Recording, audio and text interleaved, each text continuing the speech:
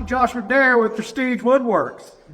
Here at Prestige Woodworks, we like to ask questions to try to make life easier.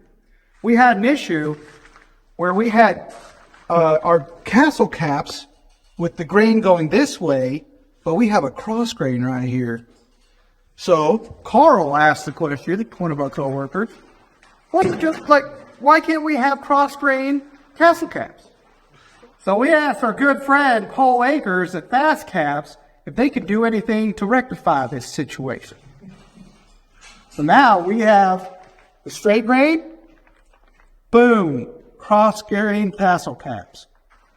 If you want to look right here, when you put that on there, it's going to look nice and pretty going exactly with the grain. Another positive is when we put our stain on the cross grain ones, it doesn't curl as much as we do with the straight grain. And you might think, hey, it cracks at the seams. That could be a weakness.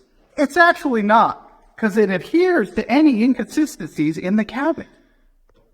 Overall, all us here at Prestige love this product, and we're very grateful to the people at FastCap.